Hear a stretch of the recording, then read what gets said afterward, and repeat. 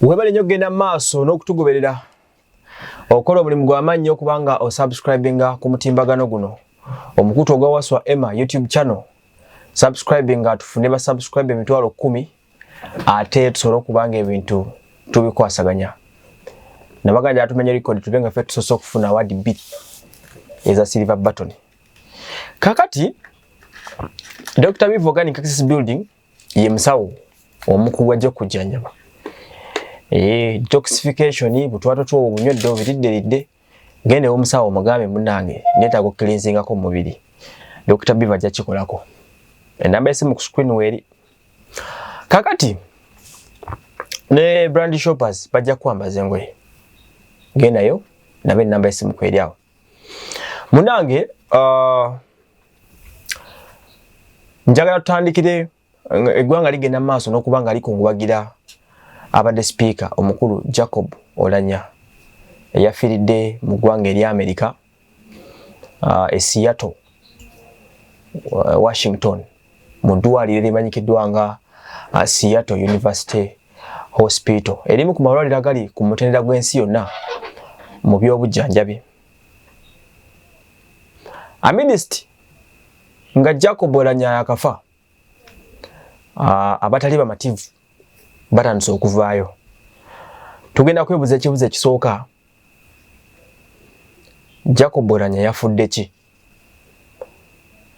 Era tugenda kuyita, we are going to make this an exclusive story katugigatte tugenda kukudiscussing ebintu ebiwerako tuulo owulirize speaker aba afudde ki ekiddako enteekateeka kimu kiri kitya katukole preamble ey'omukulu ono agange nze wasomana ne bagita expert analysis mukimanyi ekisooka kya byonna yalangiriddwa olunaku lw'eggulo saa 7 ng'omukulembeze w'eggwanga yamulangiridde nti afudde.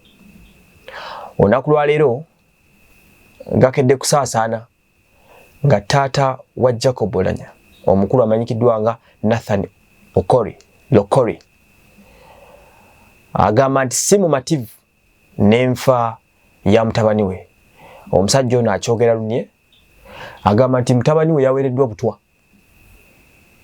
Ono teyakomye kubyogerera yekka, yeegattiddwako omukulembeze w'abakyoli gwe bayita David Onen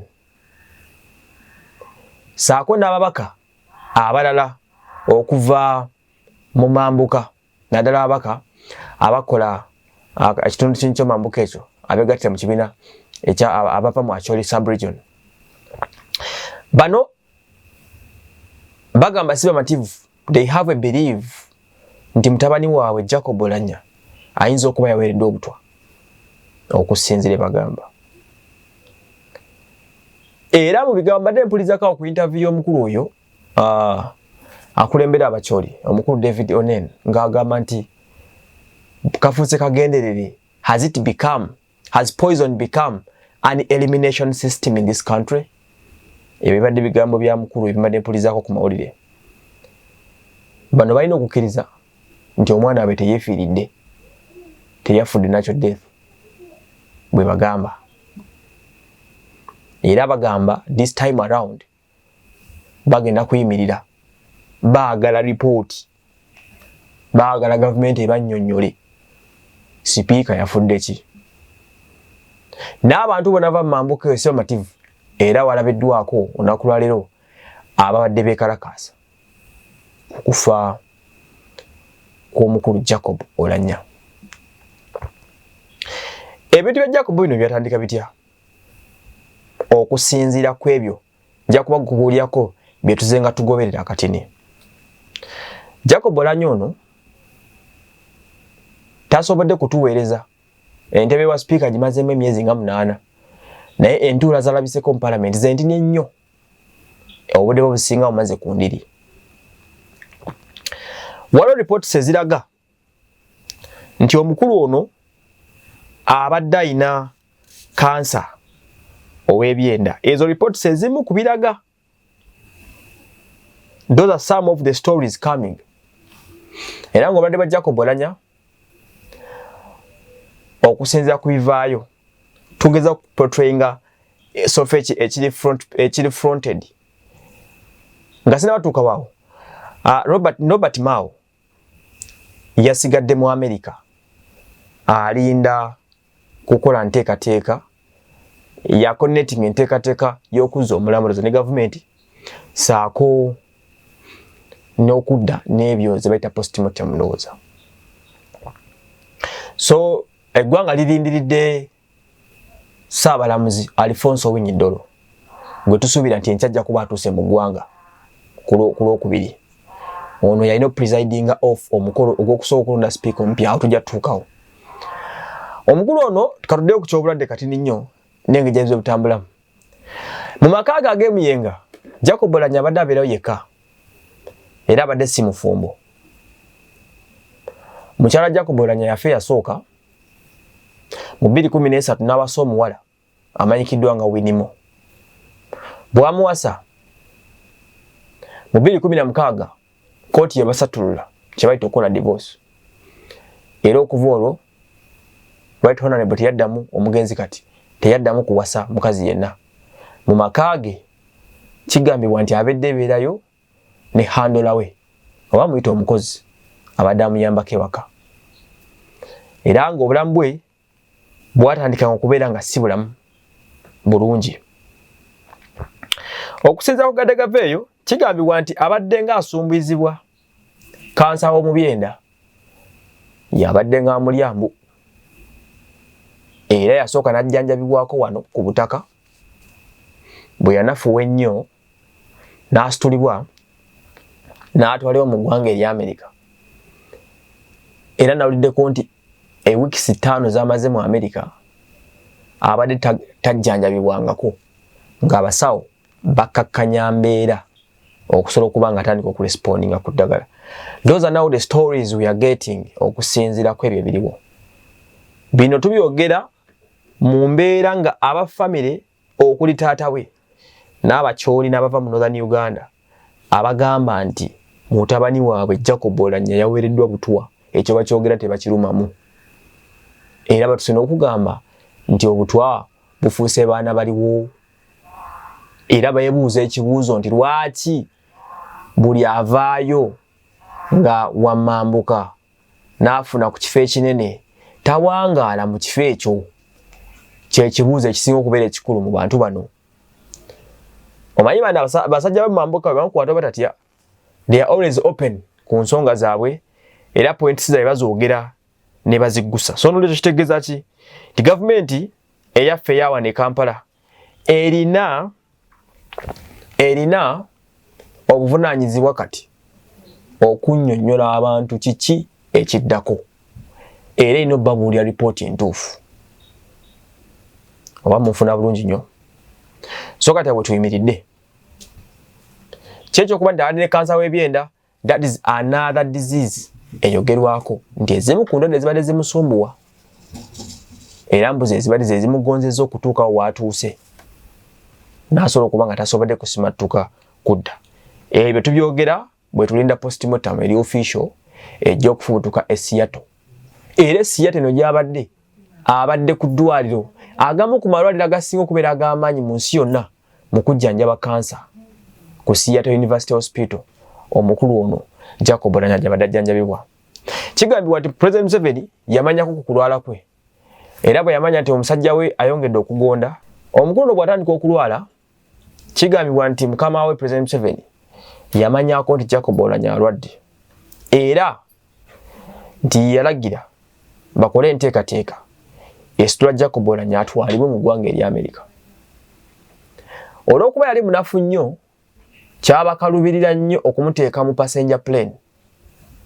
Bwe batyo gavumenti yalina okukyatalinga Uganda Airlines bagipangisanga namba ng'egenda kutwala Jacob. Bamanjukira ensasa ge yaliwo ebiseera ebyo we bagambira nti obukadde 107 bwali bukozeseddwa okutikka okutwala Jacob Oulanyah ogenda okufuna obujjanjabi. Kigambibwa nti zaali order za mukulu gavumenti eteekawo enteekateeka yali tasobola kutambuliza omunyonyi z'abasaabaze olw'olugendo oluwanvu n'obukosefu bwe yalimu ne basalawo ennyonyi esituka okuva e Kampala nga teyimiridde wantu wonna paka mu ggwanga erya America era obukadde 107 ziyita akawumbi kamu obukadde 7 ze zaakozesebwa mbu okupangisa ennyonyi eyatoola Jacob Oulanyah speaker mu ggwanga eri America n'asobola okubanga ajjanjabibwa bwatu n'atasobola kubanga akomawo. So kati nga betulinda ebirala ng'abantu si bamativu n'ebigenda mu maaso kubanga abantu beewuunya ta enjoyinze ku ntebe ye, tanyumiddwa ku bulamu bwe nga speaker oba omufuna. Iye entebe yaliko embiranye empitirivu nnyo, yaliko omuvuyo mungi, kwegamba so many questions are pending okusinza ku family ye. Si bamativu era si bakkakkamu n'ebyo ebigenze mu maaso. Wetwogera kati President Museveni yalangiridde dda n'agamba nti ebbendera z'eggwanga ba flaga zigenda kwewubiranga mu kitundu mpaka tebatubulidde tugenda kukungubaga kumala bbanga ki, wabula mujjukire omulamba tegunnatuuka, tugusuubira kwanga gutuuka. Naye kati zino zenkalu ne kalumanywera aliwo. Ekisooka kya byonna etteeka lya Uganda n'amateeka constitution bigamba ki singa sipiika w'eggwanga abanga afiiridde mu ntebe obanga office ebankalu. Ekisooka amateeka tegenda provision ya speaker kufiira mu ntebe, ono yasoose okumenya likodi n'afiira mu ntebe. Naye amateeka genda provision akawero 18 kagamba nti singa office yesangibwa ng'eri vacant eya speaker nga temuli mwalimu, tewaliwo any business eyinza kukolebwa mu parliament. There is no any business which can be done singa speaker w'eggwanga tabaawo. Temulaba nti Anita Amongi yasobola okugoba zaake ng'ate deputy yamugoba nga speaker waali yali mulamu, naye wetwogerera taliwo mufu. Kitegeeza parliament teyina speaker era ekifo kiri vacuum. Wetwogerera kati tewaliwo lukuŋŋaana na lumu, tewaliwo any parliamentary business. Era wetwogerera kati ekiteeso kyonna ekiyita mu ggwanga wano nga parliament yeyina okukiyisa tekisobola kuyita kyonna kakibe ki, kubanga parliament terimu agikubiriza. Wetwogera wano parliamentary speaker okubanga yafudde nga taliiwo, kaabe vice we Anita Amongi talina kyayinza kukola, kaabe mulamuzi. Tewali kyetuyinza kukolera mu parliament saawa zino kiri official kubanga tetulina speaker. Era eggwanga lisigaza amasiga 2 gokka agali active, erya judiciary n'erya executive eribeera mu president ne cabinet ye. Bwe batyo omukulembeze yalonze omukyala Milly Babalanda yagenda okulembera akakiiko akagenda okuteekateeka okukungubagira omukulu Jacob Oulanyah. Utwogerera kati wawe tuyimiridde weggwanga weriri. Ekisooka kya byonna tulina okulonda speaker omulala nga tetunnaba kuziika ono, kubanga ono n'omulambo gwe tegukkirizibwa kugenda mu parliament essaawa zino. Kitegeeza any business concerning parliamentary affairs tulina okuba nga tulina speaker omupya. Newankubadde kino kikontana n'ennono ey'Abafirika nti omufu ng'akyali mu ddiro tayinza teka kwegwanyiza ntebe ye. Naye wano etteeka bw'olikootinga kyeriragira, there is no way we can transact any parliamentary business nga tetulina speaker. Era legislature owa parliament eri bweti. Saabalamuzi w'eggwanga lino Alfonso Winyiddolo yalina omukisa yekka ogusobola okutuulako mu parliament eyo n'abaako kyagikoleramu, ate nga naye omukisa alina gumu. Talina kyayinza kuteesa mu parliament okuggyako okukubiriza okulonda speaker omupya. Saabalamuzi akkirizibwa okutuula mu parliament eyo ng'agenda kulondesa speaker mupya, kubanga nono yamulondesa. Mubijjukire byalo nga batunka ne Kadaga. Era essaawa zino okulaba ku Anita Amongi mbu addukanya parliament, emboka 24 ziba zimulinze kubanga musango gwa nagoma, tewali kiyinza kukolebwa mu parliament kati kirala. Bwe batyo bwe twogerera gavumenti yatandise okuteekateeka era nga president alagidde okulonda speaker kubeere kwa lunaku lwa 5. Speaker omupya tumulonda Friday lwaki asobola okwaniriza omugenzi tumukoleko emikolo gya parliament aziikibwe. Wetuli kati speaker wa parliament amateeka galagira nti speaker bwafa waliwo emikolo egiri official gimukolebwako. Egyo emikolo tuso gimukolako naye tayinza kuyingira house. Kitegeeza okuziikibwa kwolanya okujja nga tumenya amateeka ntumuyisa mu nkukutu. Naye twaga tugenda goberera state funeral eri official ya government eragirwa mu mateeka gye bagaba. We can't do anything ku mulambo gw'essaawa zino. Tulina okusooka tulonde speaker omupya. Speaker agenda kubeera ani? Era akawaida akalonda speaker kagamba katya oba mufuna bulungi nnyo. Ssaabalamuzi Alfonso Nyidolo wenjogera ali kunyonya akomawo Kampala yalina okulondesa speaker ku lunaku olwokutaano. Era nga wenjogerera abaagala okulonda speaker batandise dda, abaagala entebe eyo batandise dda okugyegwanyiza. Ekisooka kya bene tekironda speaker mu ggwanga ffe tetumulonda. Babaka ebeeronda mu speaker kitegeeza ensonga kati business eri mikono gyabwe. Ekyokubiri ekibiina ekisinga abaka abangi mu parliament y'eggwanga ebiseera ebisinga bye bafrontinga okulondebwa kwa speaker. Ne bankubadde ffenna tukiza okwetabamu naye tukimanyi abalina majority vote kati NRM wano yeri mu lead era speaker alina kuva mu kibiina kya NRM.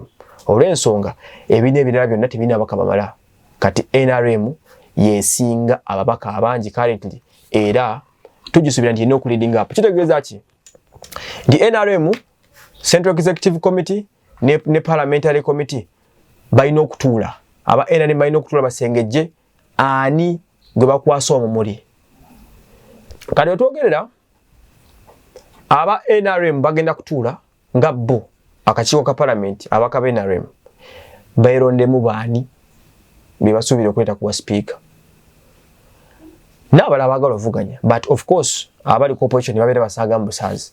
We don't expect speaker okuva mu position currently. Ajja kuva mu kibiina ekikulembeze ekifuga kubanga kyekina abaka abangi.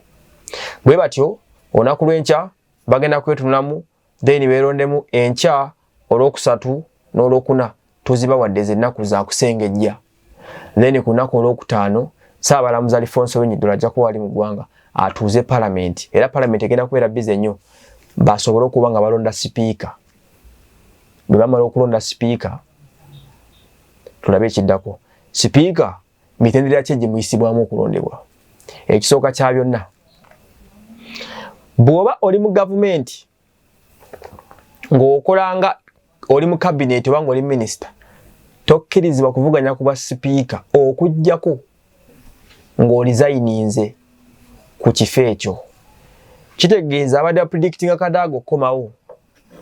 Kadaga ekisooka first deputy prime minister, ekyokubiri Kadaga minister for East African Affairs. Kitegeeza amateeka gamukuwa ate okugyawo ng'agamba nti alizayininze. Balizayininga ku bifo byalina leero tumu expect abasobola okujja n'avuganya. Naye wabatalizayininze takkirizibwa kuvuganya kuwa parliament. Anakkirizibwa kulizayi kuba basinga mutunulidde nnyo amaaso gatunulidde nnyo Kadaga simanyi bwaki nnyo naye we don't expect Kadaga okujjako but I don't think sirowooza nti waali tali contented okujja waba yagadde okudda alina okubira Museveni n'amugamba owa minisita mbutadde bwabuta abeera free okuvuganya. Tusuubira Thomas Tayebwa ono nga government chief whip naye ekifo kya chief whip kitwalibwa nga ministerial post bwabanga wayagala kuvuganya ku bwa speaker Tayebwa alina okusooka n'alekulira ekyo ekifo kyakola ki kyalimu. Abalabadde balooza ku Anita Amongi. Anita Amongi naye asobola okujja wabula nga naye kino ekya deputy speaker akitadde. Ekibuzo kiri nti anaasobola okukita ajje ku ntebe ennene oba. But I believe NRM yajja kufrontinga yo gweyagala. Kitegeeza gwe banawandako eddusu yajja okujja. Bwe banayagala Anita Amongi ajja kulizayininga. Bwe yenna gw'onolaba nga ali mu ministerial post n'alizayininga agenda okuba speaker w'eggwanga. Because era walaba Olanya ng'avuganya ne Kadaga. NRM yasonga kwani? Kuolanya. Kadaga ne yewaggula n'agamba ajja singa ye omuntu era bamaliza bamumeze kubanga NRM ne kokasi y'ekibiina ne pate party position yali egamba they are bringing ani era by tomorrow ebunazibira oba Wednesday tujja kuba tutegedde NRM esunsuddani enkya tujja kuba tutegedde bani abaagala wabula by Wednesday tujja kuba tusobola okutegeera NRM esunsuddani era oyo gwenebe esunsudde you expect that person okufuuka speaker w'eggwanga. So ekya speaker w'eggwanga ekyo awe tuyimiridde ku lunaku olwokutaano tujja kuba tulonda kati kasita amala okulondebwa awo omulambo gwa Right Honorable gujja kuba gukkirizibwa okuleetebwa mu Parliament for public viewing ne Parliament mukola ki okumusiima emirimu gye naye nga ekyo tekinakolebwa olanya tukyamuyina bulungi nnyo kati awo ebisigadde gavumenti ejja kuba etubuulira enteekateeka ezisigadde tujja kuzimanya mu biseera ebyo tutegeraganye bulungi nnyo bajjukizaako nti Robert Mao ono akulira Democratic Party yasigadde mu America akwasaganya biri eyo ebiri ku mulambo tumusobera okudda na lipooti wane waffe mu ggwanga oba nfuna bulungi nnyo. Besides that kye kirala kye mwandyagadde okumanya ndowooza mbinyonyodde ne mbimalayo kye mwandyagadde okumanya kye kiriwa. I think that is it so far. Kye tusobola okugattako awo ndowooza tubiramuludde tetubimazeeyo mulowooza mbinyonyodde ne mbitegeranga bino bitegeera obulungi ennyo. So briefly that is where we are. Eggwanga liri mu kukungubaga kulwa omukulu Jacob Oulanyah. So n'aba Uganda Bikers Association bagenda banjagade bakungubagire ku member omanya badde musajja muvuzi wa digi na kinku ezinene zisisi ebiri ziva ku zine zaffe zibiri ataano ziri zibina kudagulu zabadde addukira baagala bamukungubagireko nga betulinde ekiddaka bo mambo ko basaba nti pate sebwa speaker tubaddize ngabe ekigezo bye basaba tubaddize obwa governor nengamba Uganda kati efuuse ya buli mukubako kyeyagaliza kikidde ku side ye kale nawe ensonga bezityo bwe ziyimiridde abantu bangi bavudde okungubagira omukulu Right Honorable omugenzi kati naffe tumukungubagirako munnange omukulu oyo. However much nalabeko Bobi Wine ng'agamba nti bwe watokkanya nabo baleke bakungubage mu mirembe. However much tokkanya na kibiina kya NRM but obulamu bwa bulamu omuntu abafudde abakoze eki abafudde yito social media eno yawe yatuuka omuntu afabala ne bayimba era ekiri ku internet yawo. We have so many statements coming across. Analabeka aba blogger nga bagamba ffe twali twabirabadda twabikadda bla bla. I think bloggers can be right kuba bwe basobola breaking amawulire gano at first government negawakanya si matuufu but after 3 days negalangirirwa oba osanga byali bituufu tomanya naye nga balina okweteekateeka bateeketeeka abantu obitegeera. So we was just 3 days okuva story yasooka breakingibwa government negiwakanya but only 3 days. So bwe gutyo bwe guli oba mufuna bulungi nnyo.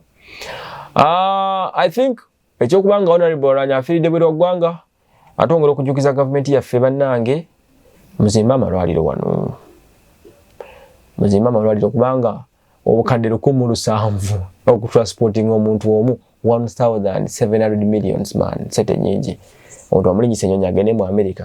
I think mutuzimbira amalwaliro tedda kye tubagaza mutuzimbira amalwaliro muteekereteekere embeera ennungi mu ggwanga naffe tulibeeremu kati abantu abali less privilege onyina kenera bidde akansanyusiza bagambye sente eziziika Right Honorable ezitandikirwako ziva ku musaala gwe oyinza obuuza otya etteeka ligamba omusaala Right Honorable gw'abadde afuna miliyoni 8 buli mwezi nga tekuli allowance kitegeeza abadde afuna obukadde nga 408.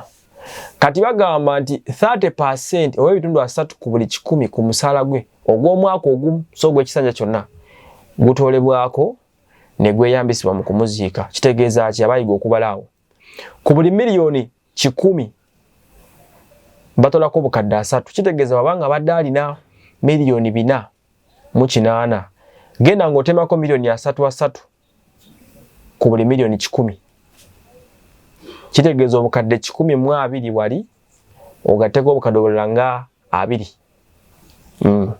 kitegeeza obukadde nga 140 bulina okutolebwa ku musala gw'omwaka oba omwaka gumazeeko batagumazeeko bajja kubalirira nti omwaka omulamba badde kufuna sente meka 220 milioni 408 bajja kujjako obukadde nga 140 rafule range yeeyo bazikwate bazigatte ku gavumenti zenetola baziika omukulu ono omukulu Jacob Olanya obontegedde bulungi nnyo so kati awo enkya zigenda kuddamu zabi nategeddeko mu parliament okuva omusajja ono yalwala mbu babadde nga bakubaka kuyege abamu ndoza abamu ababirengereyo nti omusajja ayinza obutadda bali batandika dde okugwanyiza entebe mu nga bagamba bannabe babalonde mu mpola so that is it briefly abaite bategedde about Olanya so kwanga tulambulira ebyo this is what we call expert analysis gyofuna wano kuwasa my YouTube channel and some things are done out of experience yeah mubere bulungi mwedaba